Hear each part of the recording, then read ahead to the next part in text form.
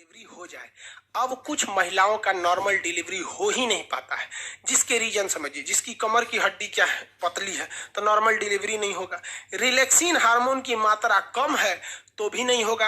अब relaxin hormone अगर कम हो जाएगा तो भैया रिलैक्सिन हार्मोन में इसको घुमा रहा था और घुमेबे नहीं करेगा तो बचवा ना क्या हो जाएगा, इसे बेड़ हो जाएगा। अब बेड़ा हो जाएगा इस तरह तो बच्चा जन्म ही नहीं ले सकता और माँ को मरना फिक्स है।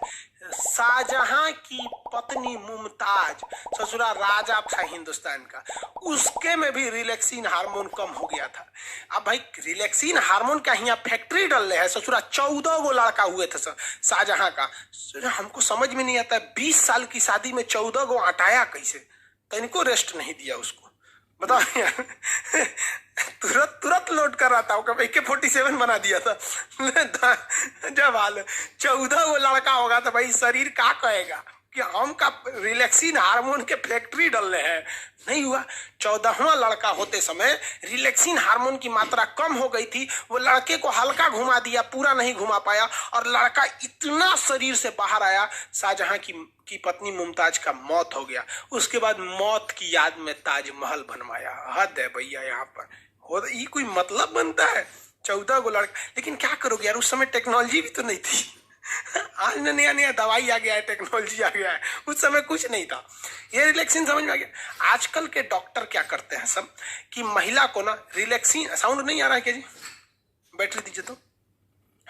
आजकल का डॉक्टर ना दवाई दे देता है सब महिला को और कहता है कि ये वाली दवा ना, ये गोल वाला टैबलेट जरूर खाना। अरे बकलोलिया, वो गोल का टैबलेटवा दे के तोरे शरीर से रिलैक्सिन को कम कर देता है। 9 महीने तक महिला जब प्रेग्नेंट रहती है ना तो उसको वो दवाइयां बड़ी चाव से खाती है। उसको पता नहीं कि रिलैक्सिन को खत्म कर रहा है, और रिलैक्सिन खत्म हो जाएगा नॉर्मल डिलीवरी का सवाल पैदा नहीं होता है। क्योंकि नॉर्मल डिलीवरी होगा तो 5,000 रुपया में सब कुछ हो जाएगा, कोई दिक्कत नहीं, में मिठाई उठाई सब हो जाएगा। लेकिन अगर ऑपरेशन से होगा तो कम से कम 30,000 रुपया ऑपरेशन से होगा, और 1 साल तक दौड़ते रहिए, डॉक्टर साहब टाका काटना है, डॉक्टर साहब उपट गया, कब वो दर्द हो रहा है, सीढ़ी मत चढ़ो, बाल्टी मत उठाओ, ये मत करो, वो मत करो, नौटंकी हो जाता है। और 99% ऐसी महिलाओं को ही ऑपरेशन से होता है जो महिला प्रेगनेंसी के बाद काम नहीं करती हैं। सब मतलब प्रेग्नेंट हो गई बड़ी काम ना करिए। अरे बात करता है सब यहाँ पर। आप लोग का भी शादी ब्याह होगा ना तो जब प्रेग्नेंट रहेगी तो ज्यादा काम कराइएगा। हाँ, ये कहिए कि भारी वगैरह काम नहीं करिए, कोई ना कि बोझा ढोने के लिए देते हैं, ये नहीं काम, लेकिन काम जरूर करते रहिएगा। क्योंकि जैसे जैसे हम शरीर में काम करते हैं ना, हमारा कोशिका विभाजन उतना तेजी से होता है, आपको पता ही है। तो रिलैक्सिन हार्मोन उतना बनेगा। अब महिलाओं में आजकल की एक खराबी क्या है कि नैहर में वो पतई बीन देगी, चपरासी क्या काम कर देगी, नैहर में कुछ काम कर देगी, बाथरूम साफ करेगी, नाली साफ करेगी, नैहर में भैंस का गोबर उठाएगी। लेकिन जब ब्याह करके ससुराल में आएगी तो नौटंकी। ओ माय गॉड, ये झाड़ू है, झाड़ू, झाड़ू से क्या होता है? ससुरी दांत खोदल जाला झाड़ू से। झाड़ू से क्या होता है? नैहर में चपरासी के काम है, यहाँ आके झाड़ू क्या होता है? मार दू झाड़ू, वही से होशे में आ जाइए। काम मतलब काम होता है आपका।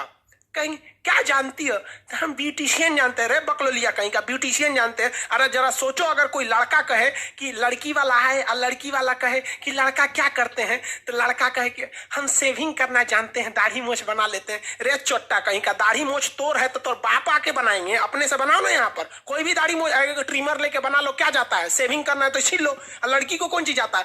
पोत पात लो, प्राइमर, क्रीम, मॉइस्चराइजर पोत पात लो। ससुरी अपने सजने के लिए कहती है ब्यूटिशियन का कोर्स जानते हैं। नहीं जानता रे ब्यूटिशियन का कोर्स? 8 गो क्रीम हमारे लिए ले दो, 8 पोत देंगे, ब्यूटिशियन हो गई। वहां पर हो गया 8 ब्यूटिशियन का कोर्स जानते हैं। शादी ब्याह करना ना तो पूछना कि सिलाई जानती है कि नहीं, कढ़ाई जानती है कि नहीं, खाना बनाना जानती हो कि नहीं। ये तुम्हारा परम सिद्ध अधिकार। जानती हो तो ठीक है, नहीं तो हम ब्याह के बाद 6 महीना टाइम देंगे, इंगेजमेंट के बाद ही 6 महीना में सीख लेना। और नहीं सीखेगी ना तो इंगेजमेंट के बाद शादी का डेट बढ़ा देंगे। हद है, एक बटन टूट जाएगा तो दर्जी के पास जाएंगे, खाना खाने का मन करा के रेस्टोरेंट में जाएंगे।